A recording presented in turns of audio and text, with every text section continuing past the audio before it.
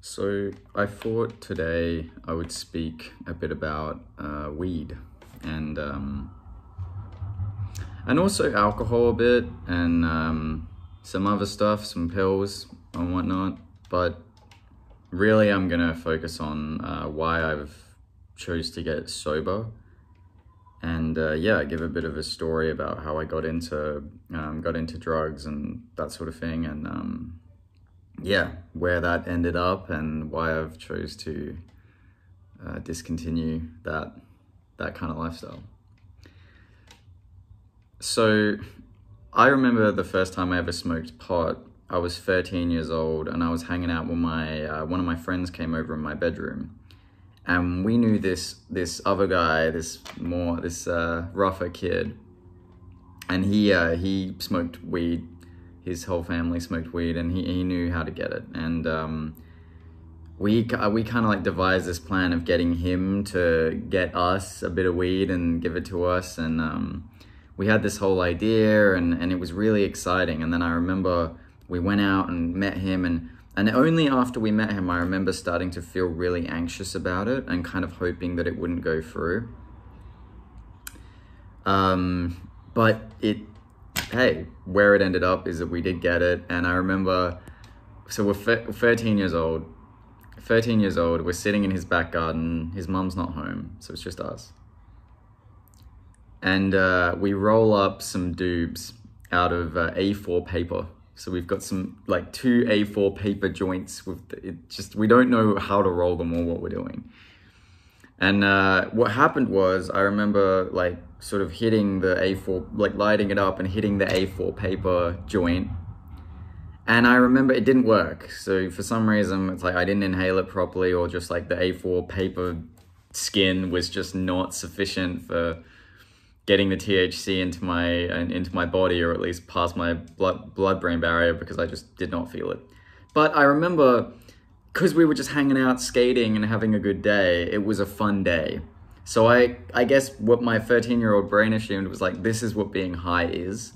It's actually just like a good vibe. So I was like, yeah. And after that, I considered myself someone who loves smoking weed. And then about maybe a week later, or not even a week later, my friend messaged me and he was like, hey, like, let's smoke weed again. And I was like, he still had the little baggy, dime 1.5 bag of weed we had.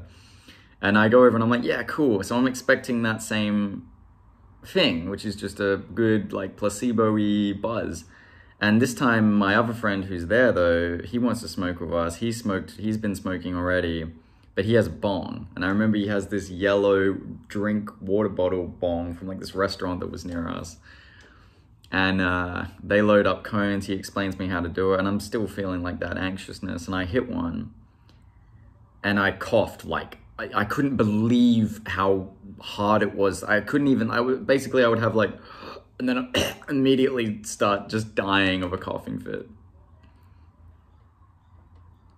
And it was not the same. I was fucked. I was unbelievably high. It's like I immediately shifted into another dimension. And you know, I've been thinking like this morning how to describe what being high used to be like for me when I was that age, when I was like young, influential. I had never really done anything other than maybe had a couple of like vodka spritzer drinks here and there, a couple beers. I'd never really done anything. I was trying to think of the way to explain what that felt like. And I can't, because I don't know how to explain it. It was a whole different reality. And it was every moment, everything we do was an adventure. Because most of the time I couldn't go out like that. All I wanted to do was just lay there and like make mi goreng. And like I couldn't go out and function with people. I sure as hell couldn't be around my parents. And I don't know how this used to happen, but when I'd smoke a bong hit and then maybe another small bong hit later, I would get like fully, like I would be high for like 8 to 10 hours. I'd be high all day, basically all day. And so I couldn't really go home, and I'd end up going home in the evening, and I'd have to like sneak in And I was just functional enough to sneak into my room, and my parents were doing other things usually, so I would just kind of sneak in. And I'd actually go lay in my bed most of the time and pretend to be asleep. So if anyone came in to say hello, I'd be asleep. And this went on. This went on maybe once every week, once every couple weeks, every here and there. And as I got older, than 13, 14, 15, when I was coming to the end of 14, 15, I really started smoking weed. I started smoking weed with friends all the time. I met another friend through another friend, and him and I, like, we really liked smoking weed. We'd hang out, smoke weed like every weekend, like all weekend.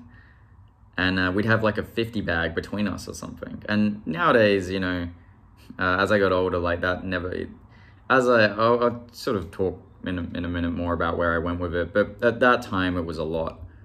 And we'd have these crazy times where for the first few years of me smoking weed, maybe the first like 3, 4, 5 years, it was always quite adventurous. It never really got mundane. It was always something that, like, every time I did it, I just always loved going to that place. Now, there were some negatives. There were some, like, times where I'm pretty sure I had full-blown panic attacks because of it. And I guess I just didn't really want to acknowledge it. I didn't really want to acknowledge that it was giving me panic attacks, or that it was making me so paranoid or borderline schizoid at times. Like, I would have bizarre, like, I remember one time I'd smoked a bong hit in my garden at home, and I was so anxious about doing it that I was like shaking because I knew my dad and my brother were out and they were going to come home. And I smoked this bong hit, and I was so unbelievably out of my mind that, like, I just kept, like, it's almost like what you see in those like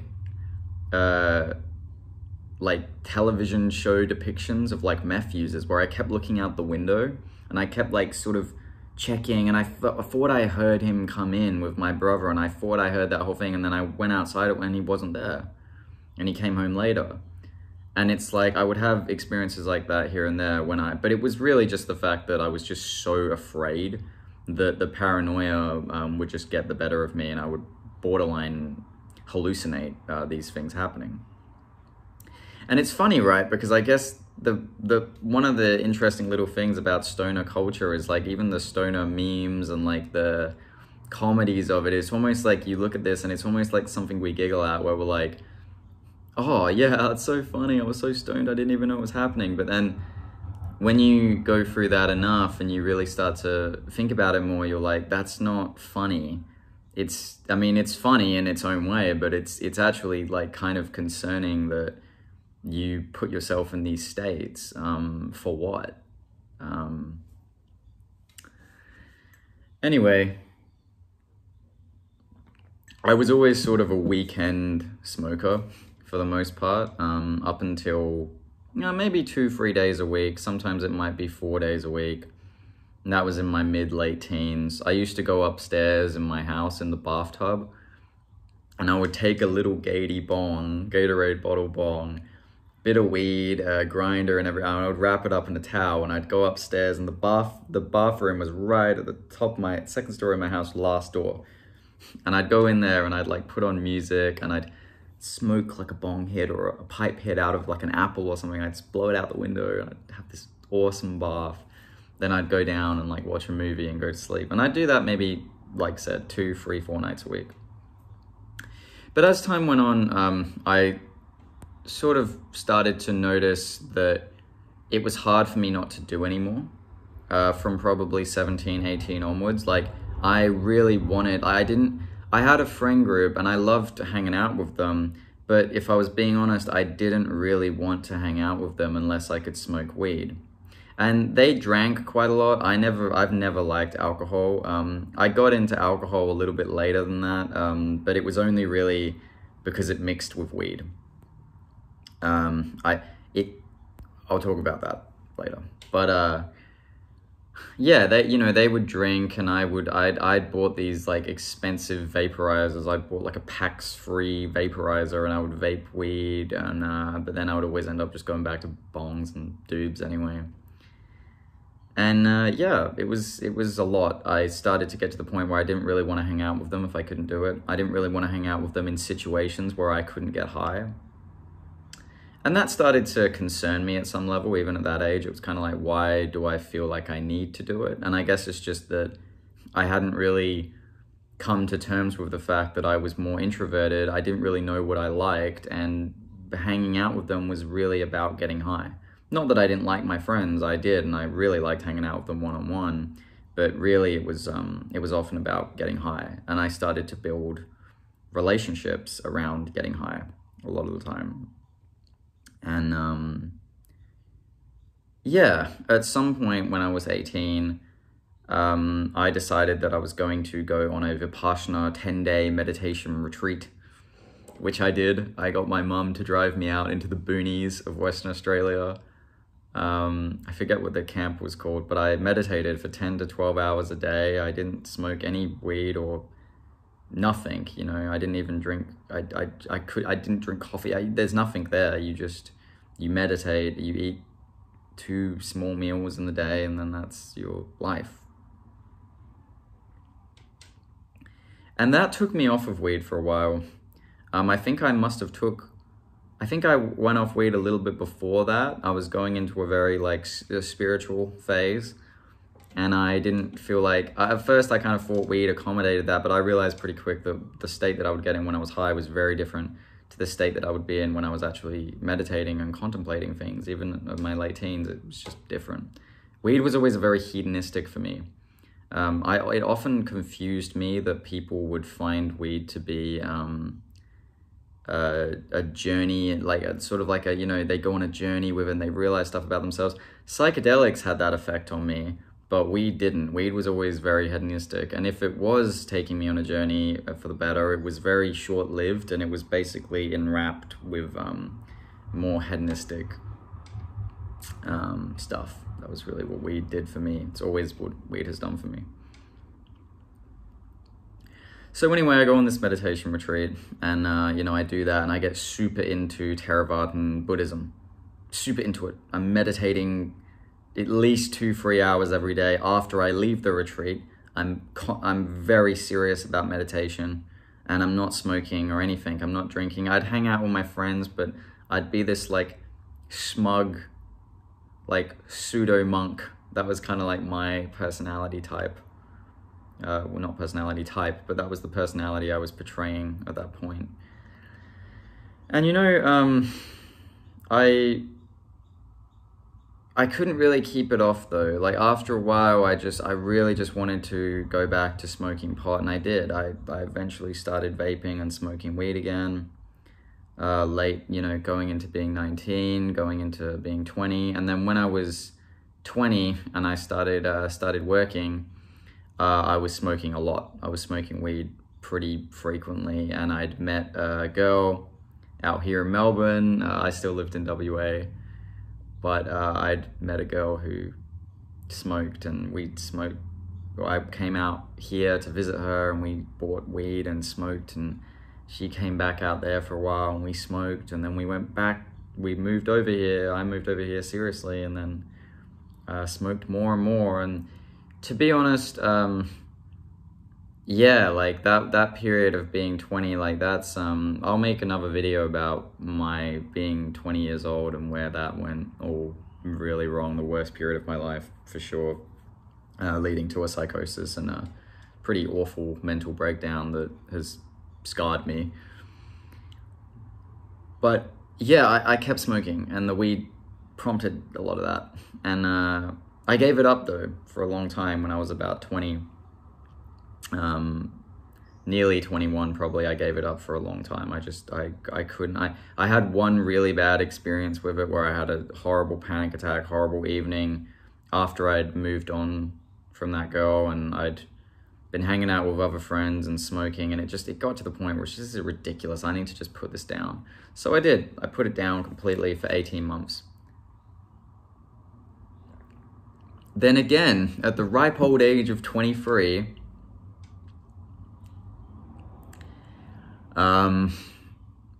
I am going for a really hard time. I don't know what I'm gonna do. I'm pretty sure I'm gonna be homeless at that point. Not the first time I thought I was gonna be homeless, and not the last. It hasn't been the last. Hopefully it now is the last. But yeah, you know, I don't know what I'm gonna do, and I'm freaking out in this period. So I'm like, fuck it, and I start drinking and smoking weed all the time, and it's a interesting combination together. They really numb me out, put me in a funny place.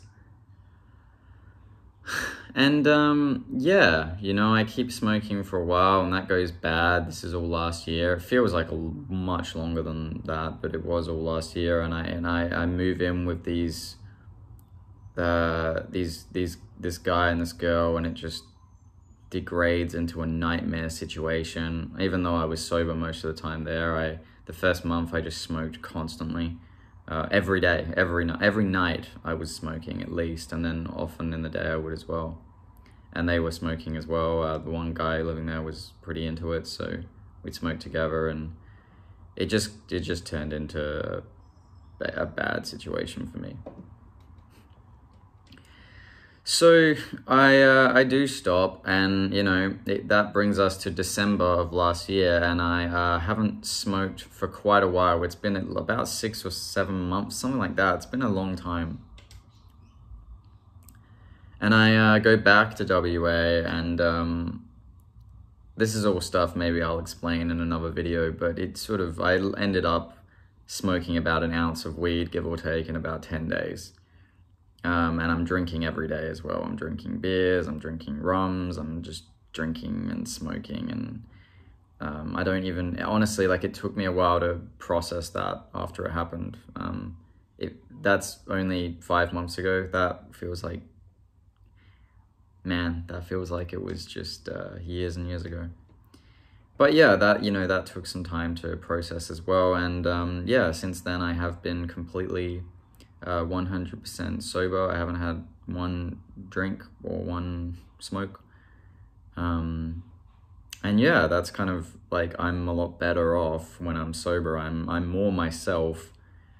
And there's a lot to say about it, so I'll try to keep it somewhat concise, because I could sort of go on and on about what I feel like weed really does to me. And but to paint a simple picture of it, I don't really know how to, like I said when I was younger, I still don't really know how to explain what weed does to me. Weed sort of reduces me into a really hedonistic and slothful, anxious shell of myself.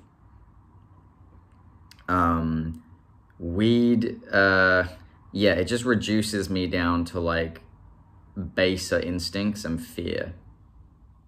I can't hold anything together when I'm smoking. I can't moderate it because I don't want to moderate it. I either want to be doing it or don't. So it's I'm not saying this is a good strategy for it either as well. This is just kind of where I ended up with it.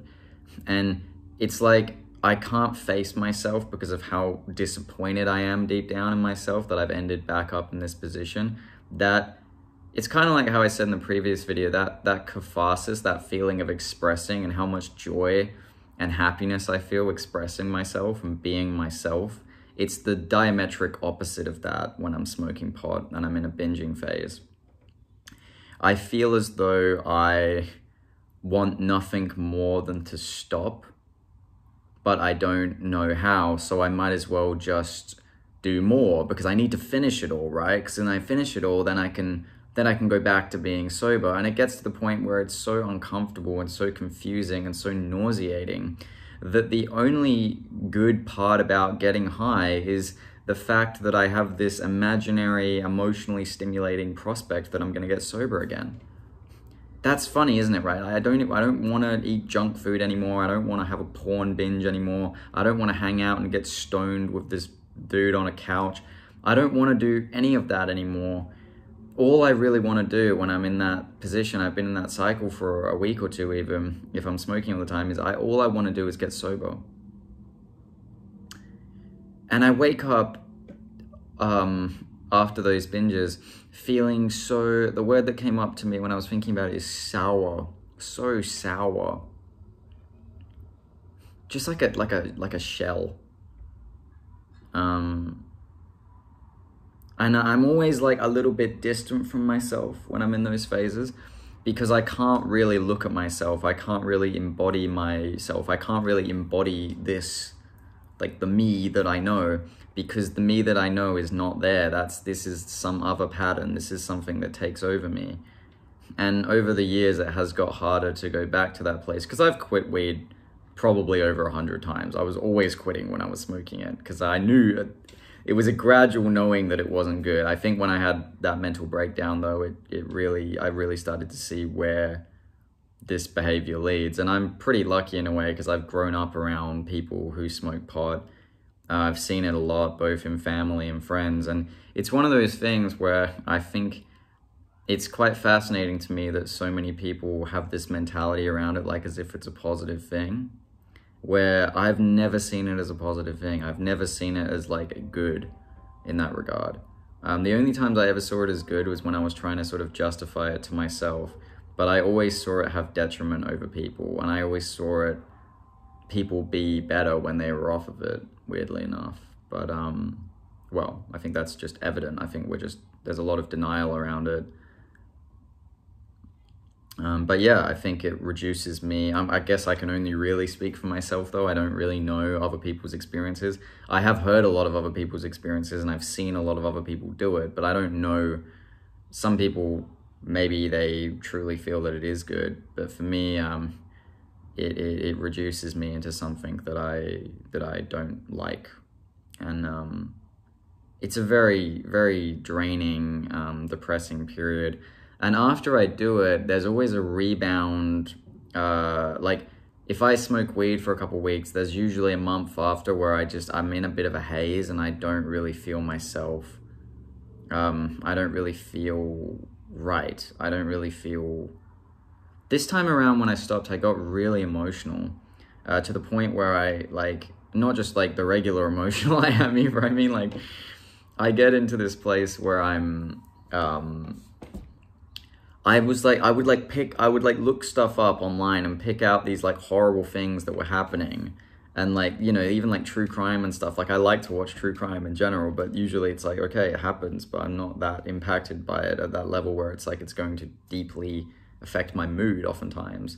But I would watch like true crime stuff and it would like truly like, I had to turn it off because I was like, I can't believe this is happening. And I would be I felt so wounded. And I just didn't know what to do with myself, and I feel so feeble, and like I don't know how to take action and move to the next thing. And really, just the only antidote that I know of is time, and time does heal those wounds. Like I'm better than I feel like I've ever been right now. But it took a little bit of time to get over it, just even that time around. So yeah, it's a vicious cycle. It's something that I have been going through for a long time. It's something that I sometimes feel a little bit of like, it's bizarre. I almost feel a little bit ashamed talking about it because like even recently, like a week or two ago, I had a conversation with a girl who was an addict. She was a long-term crack user. And, you know, it's funny in a way because I was absolutely and entirely addicted to cannabis. Like, fully, I was addicted to it. Alcohol and cannabis became a later thing, but really, I was a pothead. But it's almost like, when I say it to people who actually understand addiction well, they get that. They're like, yeah, you can totally be addicted, because they know that can happen. But I think what happens a lot of the time is we have this thing where we're like, oh, weed's not like it's like, yeah, in some ways it doesn't have those same drawbacks as like a lot of harder drugs, of course. But in other ways, yeah, you can totally diminish your quality of life by using it. And you can totally put yourself in an awful position. And I have. And I'm glad that I'm not doing it anymore. I'm glad that I've moved on to the next thing. But yeah, weed. It's a funny thing. I really, truly feel that I'm better off without it. I'm so much happier and more even without it. And I don't really ever want to be in that position with it again, to be honest. I'd be pretty happy never to do it again. I think if I got anything out of going back into it this time around, like last year, it would probably be that,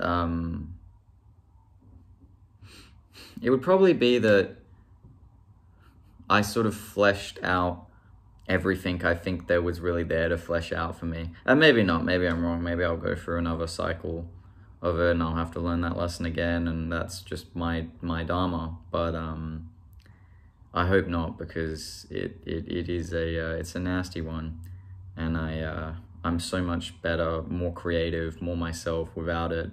And every single other person I know who has been doing it and then stops are equally benefited by stopping. But it's pernicious, right? Like sometimes you don't know the damage of it right away, and then it creeps up on you. I've definitely seen it do that many times and experienced it. But yeah, there's a few things. I feel like that's all I really want to say about it. This felt like it went really quick. I felt like I've only been speaking for like 5 minutes. I can see it's been like 26.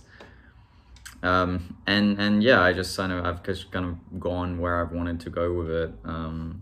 But yeah, there's a little bit about my history with weed, and maybe a quick bit about alcohol. Alcohol came later on, like this time around when I was smoking. I was drinking a lot with it, and what I always find alcohol does, the way I explain alcohol to people, for me, I've never really liked it by itself.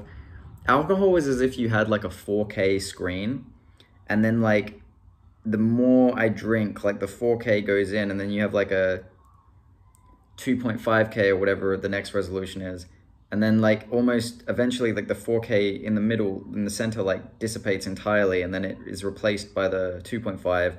And then that's replaced by like a 180p, and then the 180p is replaced by like a 720p resolution, and that's 480, and then 240. And it's like the resolution of what's occurring in my internal world and my physical space that I inhabit visually and sensually is diminished in resolution to the point where it's basically just I can't really cognize it. And a little bit of that mixed with weed is being faded to me. So it's almost like weed is, even though it can pacify my energy a lot, I'm still quite cerebral when I'm in that state. I could be laying down, dazed out of my mind, just fucked up, but I'm still overthinking about something, like almost subconsciously it rises up, and it's like, oh, I'm like considering it, and then it's this other thing. So, I need to change my life, but I also just want to kind of do this for a week. And it's a very indecisive, it's an awful place to be. And when the alcohol is mixed with it,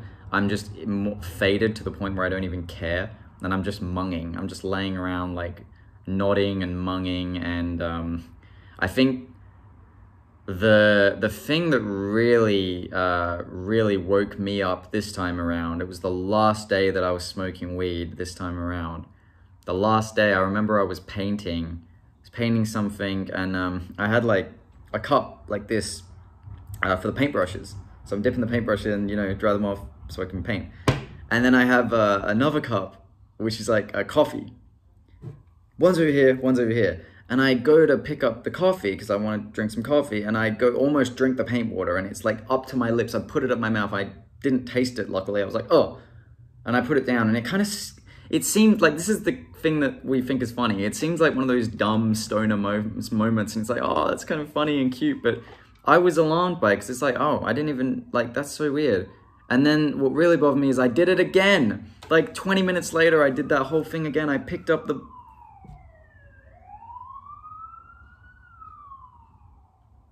loud siren. I picked up the fucking cup again. Go to drink the paint water, and that really scared and bothered me.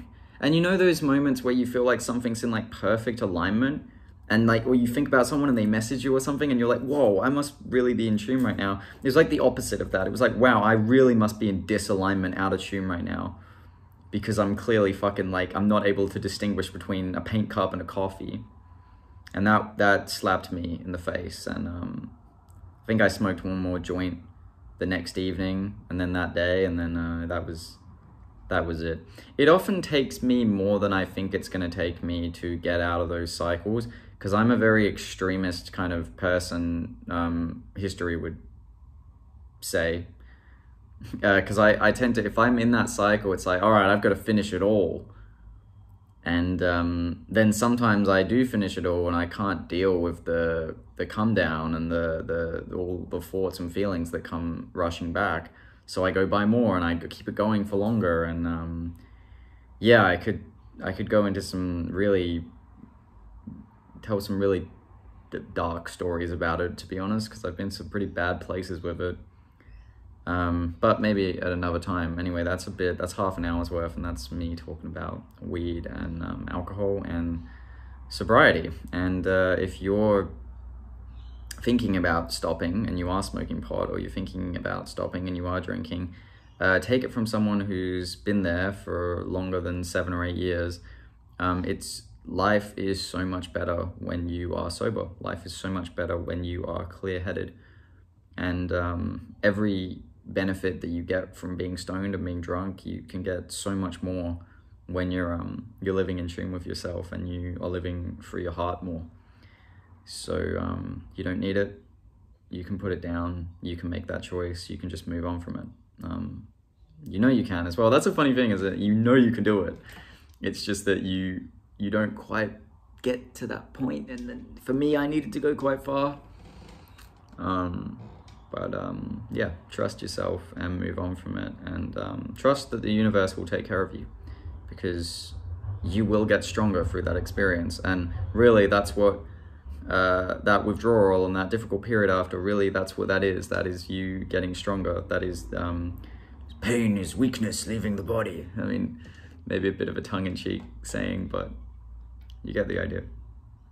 Anyway, thank you for watching. And yeah, hope everyone's having an absolutely beautiful day. And yeah, that's me.